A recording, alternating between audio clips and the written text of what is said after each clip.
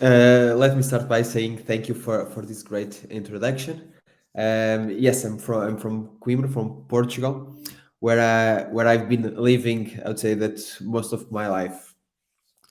So before we start, I want to thank everyone at the FS Sri Lanka at the GDG for having me here and for preparing this amazing Dev Fest. I've been watching between track A and B for a couple of hours now, and I've been really happy with all the talks that I've been watching. So congratulations, you've all been doing an amazing job. I also want to thank you that's on the other side of the screen watching this talk. I hope everyone is safe and secure. And let's talk. An Android desktop and web developer entering a bar. Of course, we're all following the public health measures. Don't worry. As I was just presented, I'm an Android GD. You can find me on Twitter at CFonsmota. I usually tweet about Android, about Kotlin. I really like photography, so you might see a couple of cool pictures that I've taken. And of course, I have to travel, photography, and running. I've created a set of materials for this talk. You can find all the slides on my speaker deck. I'm going to tweet all of these links at the end and send here on the chat. I've created an application to showcase what I'm going to present you today. You can find that on my GitHub. And I've also created a YouTube channel that I'm trying to put a couple of videos there, so feel free to subscribe it. But let's start. A brief history of time. I bet you all have a group chat with your friends, and at one point or the other, there was a message like this: I've got a new app idea. So you've written, you have an idea, and you just want to share with your friends.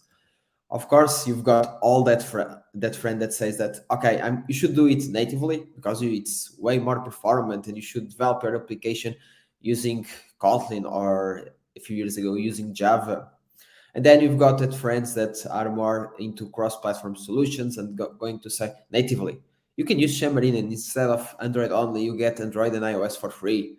And then because Flutter is gaining a lot of adoption, you're going to have Flutter. For that, you should use Flutter. It has a better performance. And if I'm on that chat, I'm going to say, of course, something like, but it uses Dart. You're already familiar with Kotlin. You should try Kotlin multi-platform.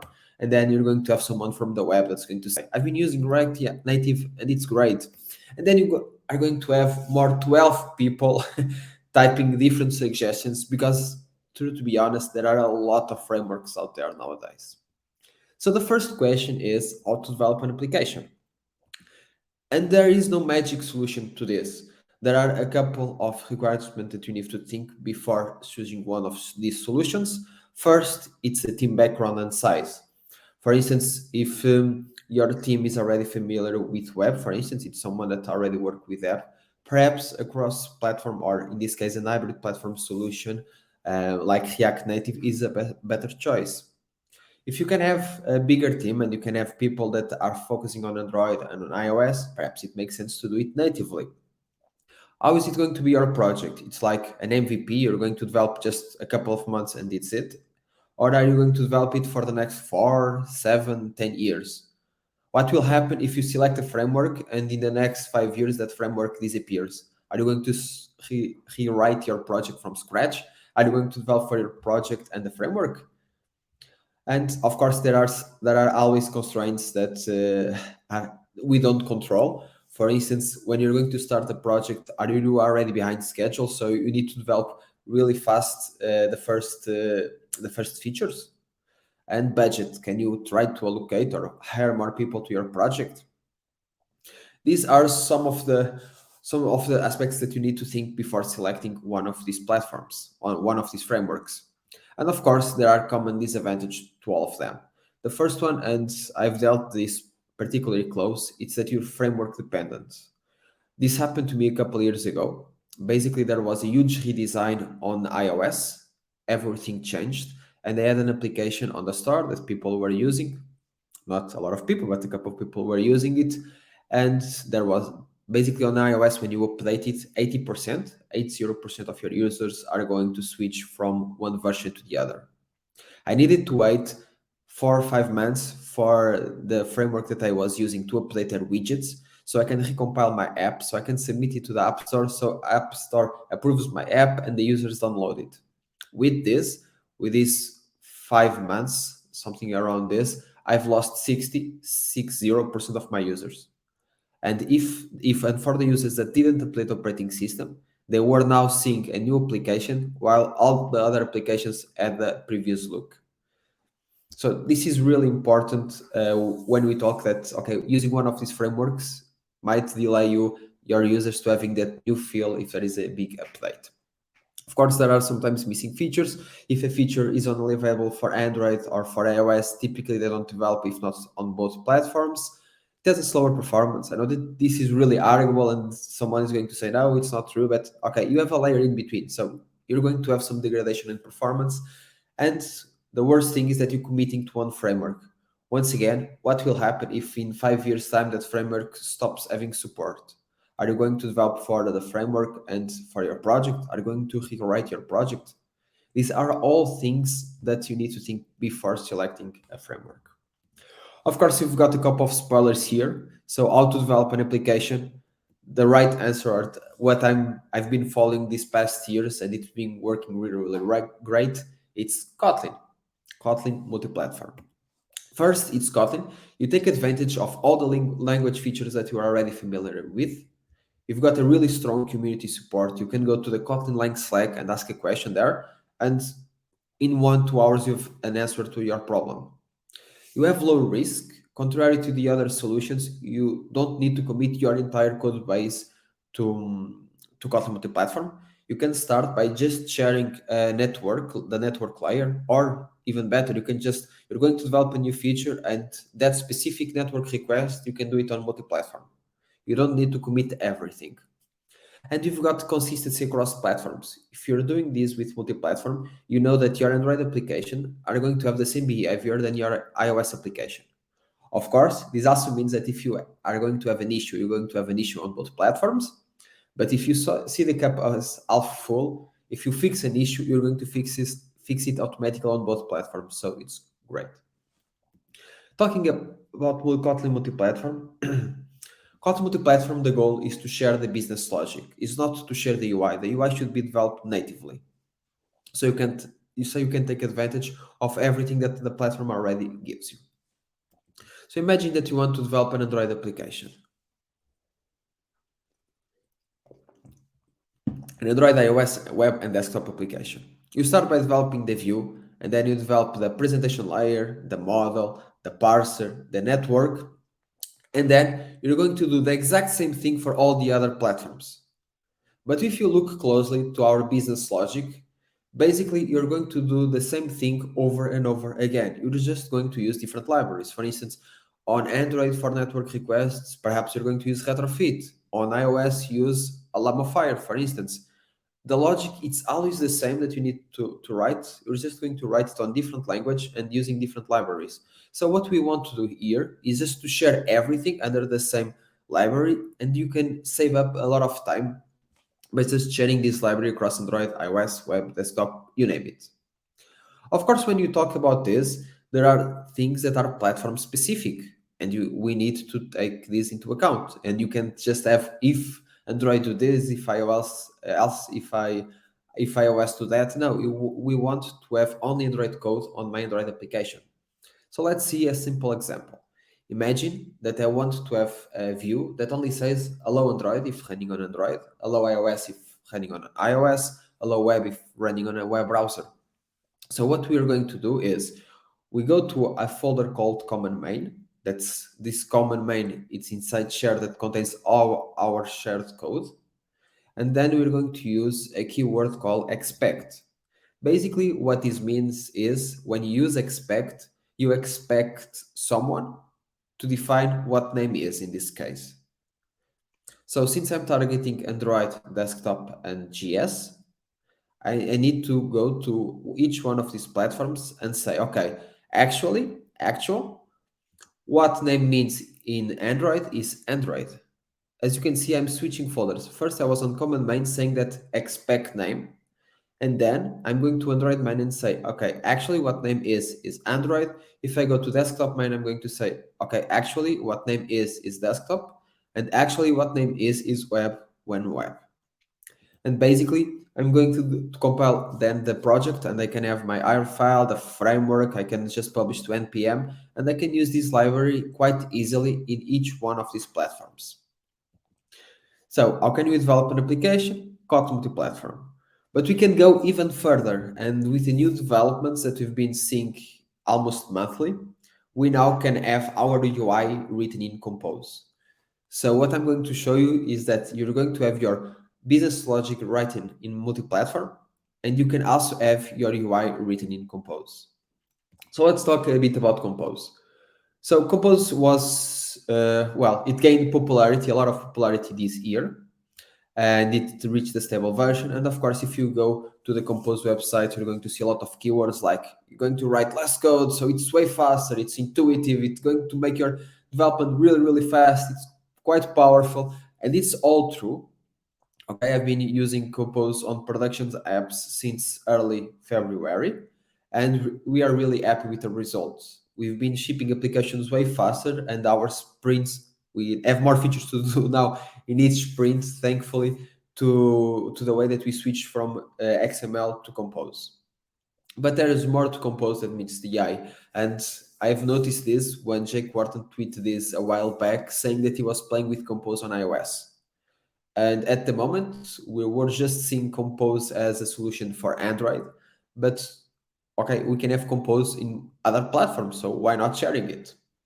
So Compose, in its essence, on Android, it's composed by all of these libraries: the Compose compiler, runtime, UI, foundation material, and animation. And if we just create a simple high-level diagram, we can have this animation, material, foundation, and UI under this Compose UI toolkit. And then you've got the runtime and the compiler. Looking at the compiler is entirely written in Kotlin, and basically what it does is transforms the composable annotations that we have into the UI. It doesn't use a notation processor, so it's really, really fast. And you can you can feel free and check this code on the AOSP. Well, it's not it's not the most easy to read code out there, but you can check it out. You also have Compose runtime on top of the compiler. It's platform agnostic. It doesn't know what Android is or UI is, and basically is a tree management solution. We've been seeing a lot of projects that are using Compose on the background, on the bottom, and of their stack, and they don't deal with UI. They're only used as a tree management solution. And then we've got the Compose UI toolkit on Android that you can use for animations, for writing that amazing out-of-the-box animations, the material design system that we have, and you can extend to have your company material design system, the foundation with the columns, text, image, all of these are composables that you use to draw text, image on the screen, and the Compose UI that handles keyboard events, for instance. So briefly, we have Compose runtime and compiler that it's the true Compose. And then you have all the UI toolkits for Android, desktop, Raspberry Pi, even web and console. And with this, it makes sense to mention that JetBrains launched uh, this past month the beta release of Compose multi-platforms, meaning that an Android, a desktop, and web can use Compose. So I've created an application just to showcase this. This is the Android version. Basically, I'm using Unsplash for this. Unsplash gives you a lot of images. These are the most trending images. I'm just scrolling through the list. All of this is done with Compose. I'm going to search for a specific country, my home country. So this is Portugal. I'm going to switch between tabs, going from home to about and back, just to show you the navigation. I've got text, image, overlays here. I've got almost everything.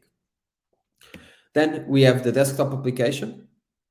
And as you can see, the design is quite similar because I'm reusing all of the components. Basically, in this case, I don't even copy paste, I'm just reusing them. So they are on a different model that's going to be shared.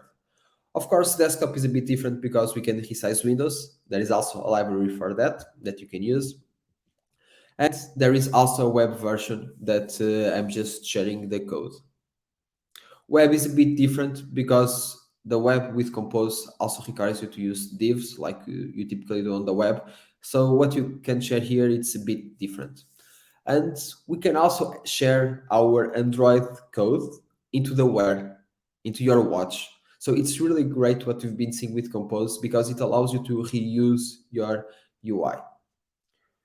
So now the big question when you develop an Android application after what I'm saying is, okay, now that we've got Android app ready, how quickly can you have the desktop and web apps? So my suggestion nowadays it's okay, you can use Kotlin multi-platform to share your business logic and Compose to share your native UI. Let's start with multi-platform. So you can use Kotlin multi-platform on a lot of targets nowadays, almost all, iOS, watchOS, tvOS, JVM, Android, etc. And there are a lot of libraries that you can nowadays use. From the Kotlin X repository, you've got coroutine, serialization, datetime, atomic foo. For network, instead of using, for instance, retrofit, you need to use Ktor. And I'm saying this because when you have code on multi-platform, you cannot have Java code over there. So you need to have code that is fully Kotlin. Storage, you can use SQLite for this from the people from Square, and there is a big list that was curated and created by the community under Kira's repository. So how to start? My first suggestion to use the Kotlin multi-platform is to install the Kotlin multi-platform mobile plugin on Android Studio if you're having a Mac, and create a KMM application. You just go to the templates and select KMM. When you create this project, you're going to see a similar structure of this. So Android app, desktop app, web app, shared. Basically, what this has is Android app has all the UI code that you're going to share. You've got the desktop app that contains your desktop code, and web app that's going to contain your GS code. If you open shared, you're going to have Android main, command main, desktop, and GS. On command main, you have your common code, so all the business logic and the expect clauses that you saw before are going to be all on this command main. Android main, desktop main, and GS main will contain your platform-specific code. So on the previous example was when you're going to define Android, the name for Android, for iOS, for desktop, it's all under these platform classes. If you open the build.gradle file, when you first create a project, it's only going to say Android and iOS. You can add the desktop and GS by just adding JVM desktop and GS using the IR compiler. After this, you need to define the source sets. So since we're going to target different platforms, if you want to migrate to Ktor, you need to say which libraries it should use. In this case, Ktor uses HTTP client for this, and you need to define the current HTTP client for each one of these platforms. So you need to set the core on command main, and then on Android main, you need to say that, okay, it's going to use the client Android for Android, and for the GS, is going to use the client GS. In this case, for desktop, it's not required since it's already going to use from core. If you want to migrate to SQLite, you need to use Android driver, native driver, and SQLGS driver. In case you want to use serialization, for instance, you only need to define it on the command main. All of the rest, it's not required. It's already everything on command main from serialization JSON. Of course, that I'm showing this, and it might seem that this is too easy.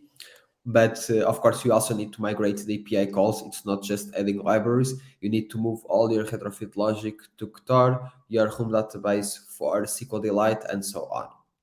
So I'm saying this, and I bet you had immediately a question. So do I need to refactor the entire project to use Compose? Or in this case, to use multi-platform? No, the right answer is no. As I mentioned previously, you can decide what you want to share with multi-platform. So different applications share different parts of their apps. This slide is a bit old. It was from KotlinConf 2019, where a couple of applications that were already using multi-platform in production use different parts of their apps. So the space from JetBrains, it's full Kotlin multi-platform. Cache App only shares the business logic. Index Maps shares business logics and wrappers for C++ libraries.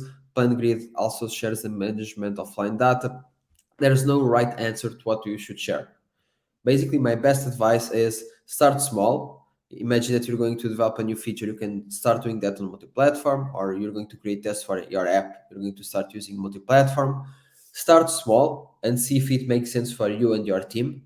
And as you're going to see that it makes sense, start adding more and more features to multi-platform. Don't start from just rewriting your application from one platform to the other. No, start small. Start by moving bits to multi-platform. If if you're not happy with the result, that code is already works directly on Android. You can just move it to Android and it will work. What challenge are you going to find? Well, the first one is that not all libraries are available for Kotlin multi-platform, and those that exist might not support all targets. For instance, the GS, there aren't many libraries that support web right now. Also, they might not be entirely compatible with your Kotlin version. You might need to wait for the libraries to be updated so you can use the latest Kotlin version. The initial project setup requires some time to have, and even after you've created the project, you might need to tweak small things. For instance, for iOS, you need to define the export. For the GS, for the web, you need to set a notation GS name so you can have the full name of your methods. And especially when you're using web, well, the result GS file, it's going to be really big, so you need to use minify, you need to compress your GS file, so you have extra steps that you need to take care about before using it freely on the web. Moving to Compose, another question is how to start Compose. So if you're starting Compose for the first time, my advice is always to start first on Android and see how it feels. Once you're done, you can just move to the shared model, and instead of copy paste code, you can just reuse it. So the way to do this is you've got your Android project, you can just rename it to shared UI, and then you can easily access the code. You need to import it from Android and desktop, and then you can easily reuse the code from the shared model. So to share the code model, you're going to need to know a bit of Kotlin multi-platform because not everything is almost directly available for Android and the desktop, for instance. For instance, you've got different behaviors. For the desktop, you can resize windows. For Android, well, typically you don't need to resize a window. But let's dive in. So Compose for Android uses Android X Compose. Compose for desktop and the web uses JetBrains Compose. So basically, when you try to use Compose for desktop while sharing code, you're going to use all of these libraries that are under Compose from JetBrains. And when you try to compile the project, you're going to see this. Bam, bam, bam. So you're going to have duplicated classes with Compose. This happens because you're using Android X Compose on Android, and on desktop you're using JetBrains Compose. So basically what you need to do is just drop the Android one and use JetBrains Compose.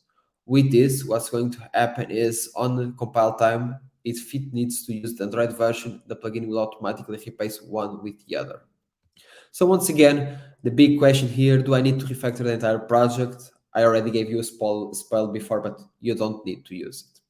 Compose is interoperable with XML. You don't need to rewrite your entire app with Compose. You only be able to share the features that are using Compose. So if you have code on XML, you want to share it with desktop, it's not possible. If you have Compose code, you can share it. And my advice here, once again, is to start small and sharing new features, new things that you need to do. What challenge are you going to find? Well, once again, initial setup is quite challenging. Having the wrong configuration might increase build times by a lot. Libraries depend on the composed version. This already happens on Android. Now we have it on desktop and web, so it's going to be a bit harder to update for newer versions. Not all features are available for desktop and the web. For instance, you don't have direct support for internalizations, fonts, or resources. Live data and view models, if you're used to use them on Android, well, they're only available through third-party libraries. And web, it's on its initial stages. Not all Compose functions are currently ported to the web, and adding these abstractions so you can port them yourself, it will end up taking you a lot of time. How to solve most of these issues? There is an amazing library called Accompanist. Well, set of libraries called Accompanist that has System UI controller, pager, swipe to refresh, a lot of features that you typically use on Android that are already exist on Compose under this name, under Accompanist. Unfortunately, when you look them for the desktop, well, it's still under development.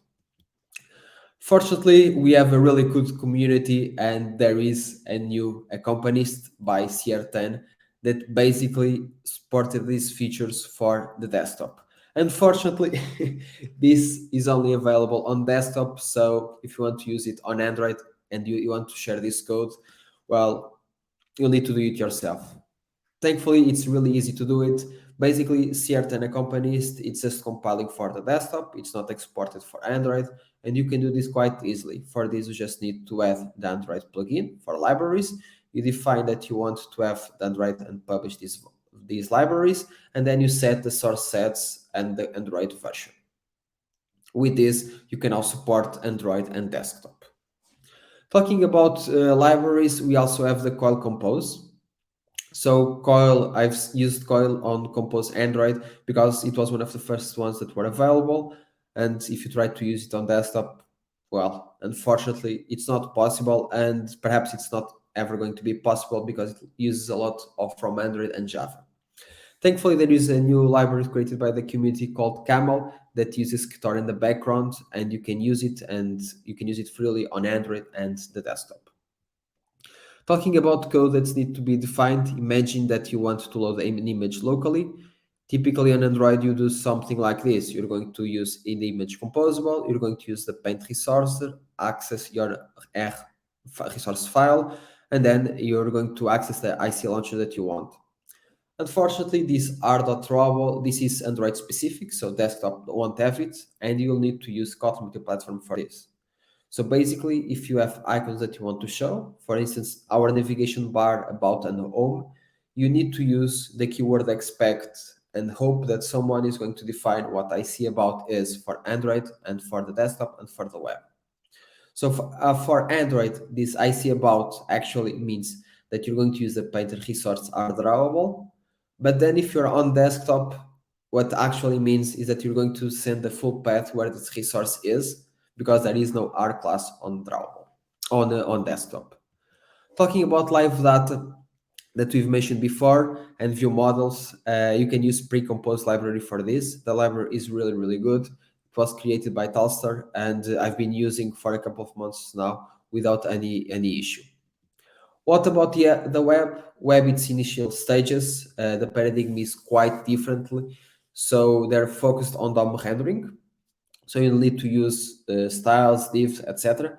And not all components are available. So you've got a box, button, column, row slider, and there are a couple of ones already missing that haven't yet been ported. So basically, if you want to use Compose in the web, you'll need to do something like this. This is for a column. You need to use a div, then the style, the position, the width, height, flex, grow, and then you can use the image inside. Of course, you can add a layer of abstraction to this. So you can create a column and then you use this composable as a column. But, well, it's going to take you a lot of time to do this for all the composables. So Compose for the web sharing logic works without any bigger issue. Generating the JS file, it's going to end up with a couple of megabytes that you need to try to cut down even with Compress or Minify. Sharing the UI, it's really time consuming. There you need to create a couple of components. Not all the libraries are available. Nevertheless, it's nice to start seeing how it's going to work, because in a couple of months it's going to reach stable and you can finally develop for web using Compose without any major issue. Getting everything together, just a small brief of everything that I've been saying. Kotlin multi-platform is more than stable. You can use it freely. Compose for Android is stable. For desktop is alpha-ish, beta-ish. You can use it without any major issue. The only problem is the libraries. Compose for the web, for me, it's still on an alpha stage. There are a lot of things that I was hoping to work outside of the box that will require you some time.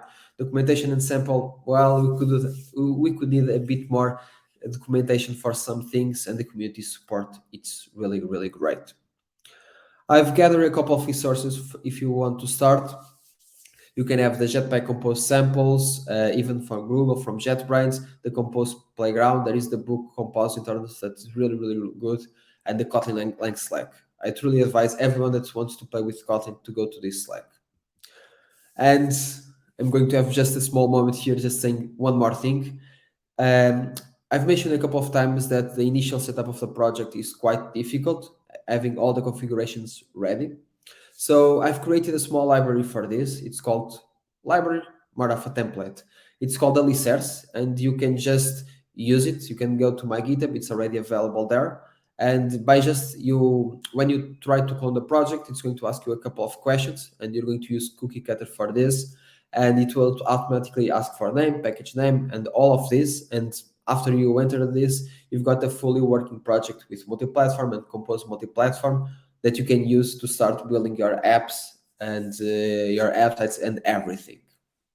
So it's also open to feedback and contributions. So if there's something that you want me to improve, feel free to just send me a message. And this is it. Android, a desktop and web developer enter in a bar. I truly hope that you liked my talk. If you have any questions, just feel free to ping me on Twitter and or even ask him here. I believe we might have some questions. I'm going to the chat right now. So if anyone has any question, I can also answer them there without any issue.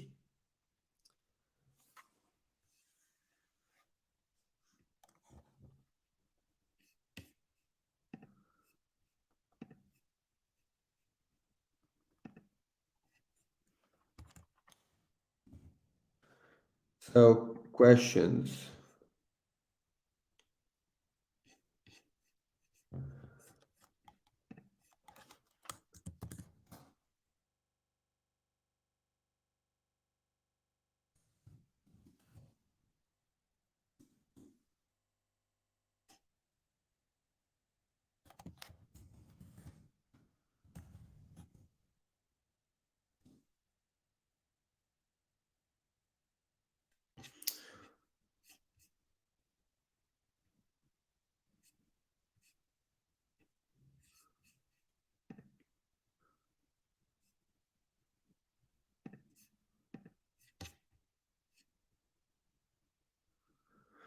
So I think you still have a couple of minutes for questions.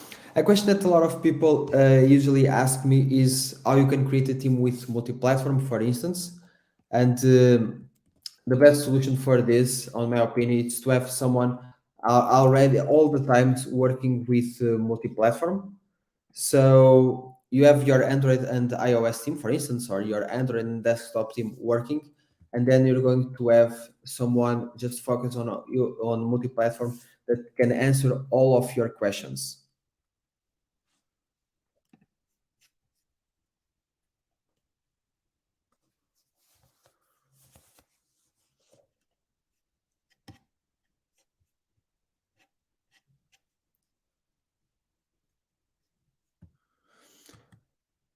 I can also, so I've got a couple of questions here about the resource files. So basically, when I was talking about the resources, basically on Android, this is valid for resource, for instance, for the Drupal, for IC Launcher, but this can also be used, for instance, in fonts. You need to create a resource since you're using on Android the drawable resource and you don't have it on desktop. You need to have this support. So basically, what I was saying here can be generally applied to all the things. For instance, even for strings, because since you don't have an interlization library for this, the easiest way is to use the ones that the system already provides you. So here you're defining what expect is, and once again, you need always to define the return type. So in this case, it's called painter, and you're going to use this painter is going to be used before. So here on this image, it always receives a painter. And what you're saying here is that okay, you're expecting someone to define what I see about really is. So you need to move to painter resource because this is the default component that you need to use, and then you send the drawable class that you're already familiar with. So when you define this expect and then this actual, The system will automatically, if you're running on Android, it's going to almost change one from the other, and you can easily access everything like you did before here. If we're going then to desktop, for instance, you need to have, since you don't have the R class, you need to send directly the full path. So basically on that desktop, you're going to have the folder for resources. You're going to have, instead of having the res folder from Android, you're going to have the resource folder. And on this resource folder, you're going to have all the files. And the way that desktop works is by using the full path, and since there is no R file, you need to give support differently for desktop. This is also valid for the web. So if you want then to move to the web, you need to go to a web app and do a similar approach. So looking back once again for questions. Okay, where is the link for my GitHub repository? Just I'm going to share them here. I'm also going to tweet them after this talk. You can find the code under my GitHub. Semoto barra alicerce uses that library that I've mentioned. So meaning that library that I've created just for you to create a project with multi-platform and multi-platform compose quite easily. And all of these applications, all these Unsplash application is under Unsplash. I can give you a bit of a spoiler that on this repository, this Unsplash repository, you also have the Wear version. So if you want, you can also use your Wear device to run this Unsplash application. And of course, don't forget to subscribe my YouTube channel. So another question here. How do you differentiate Flutter from Kotlin multi-platform? Well, the best thing for me with Kotlin multi-platform is that first it's Kotlin. Dart, it's not a widely used language, at least for now. And Kotlin, you're already familiar with it from Android development. So for me, it was one of the first things that made me go with multi-platform. Also, I don't need to commit your entire project to multi-platform. So Flutter, you need to create all your app with Flutter, and I know that you have Flutter for Android web, desktop, web. Even the Flutter Dev website was updated also. But you need to commit everything for Flutter, and this is something that it's a bit heavy if you want to create a 5-year project or a 10-year project, because what will happen in 5 years?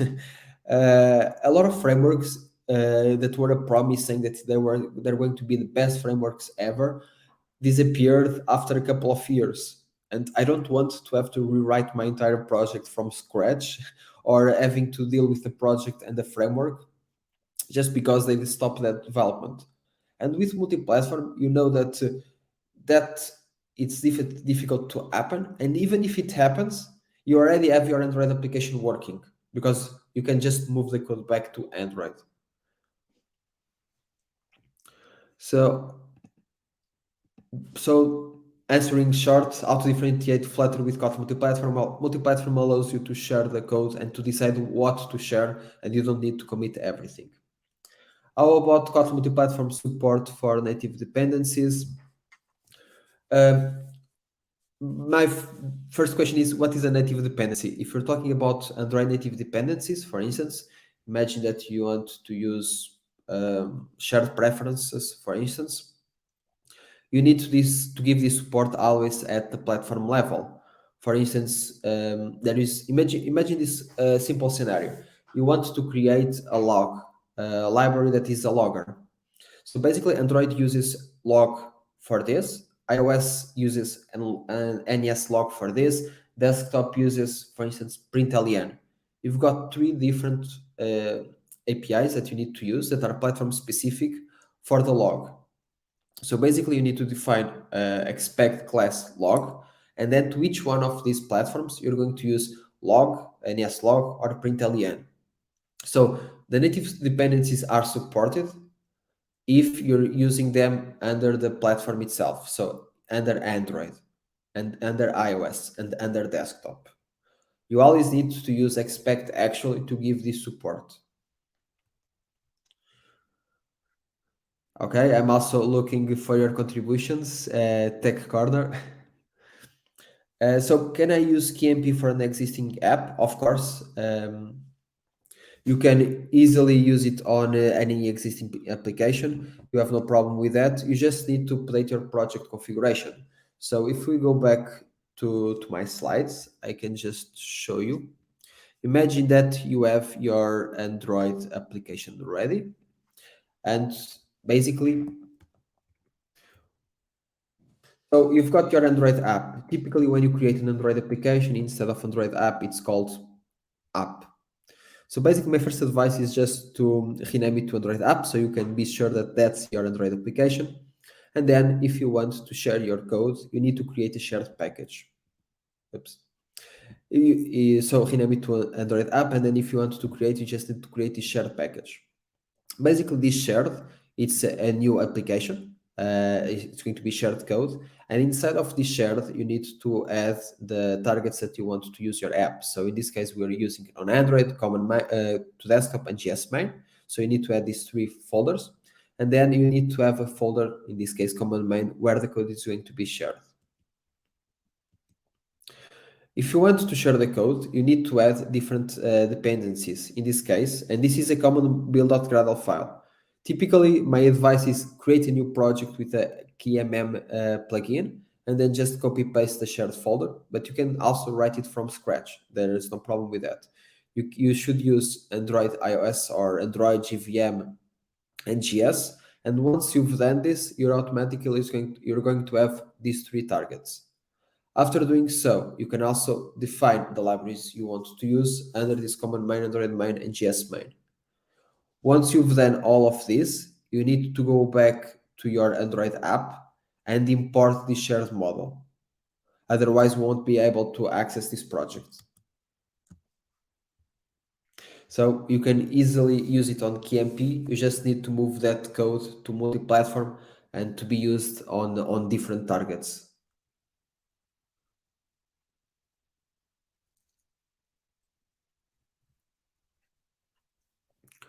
More questions. I think we still have 2 minutes.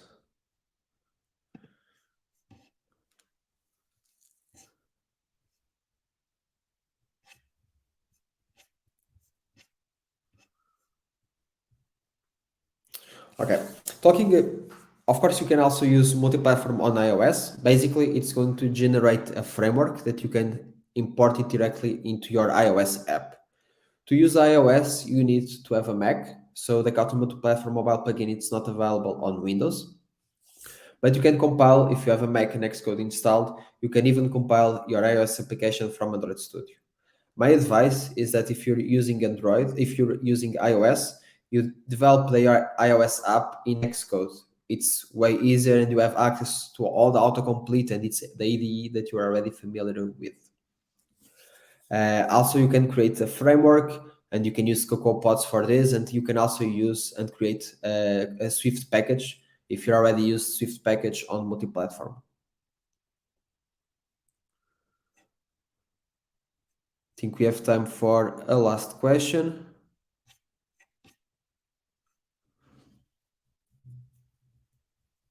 Okay, how to convince iOS people to use multi-platform code? So yeah, this is a really good question. For instance, the way that I managed to convince them was saying well, they were talking bad things about core data, and I've been wanting to test with my work team multi-platform quite some time, and they had an issue with their core data that were really trying to solve it, and it was really making them crazy. And basically, I've implemented that using multi-platform, and I've sent them this framework that they could use, and automatically everything worked.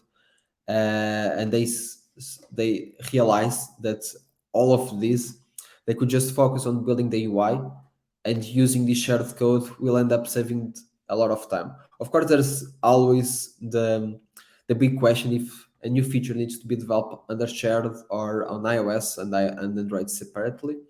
But in the end, I think that they're really happy that shared is working really fine, and they can easily have the features already. They just need to call functions to have the code that the to have the items that they need, to have the information that they need, and they can just be just developing the UI without any problem.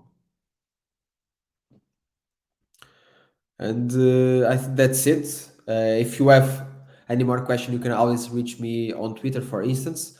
I hope you've enjoyed my talk,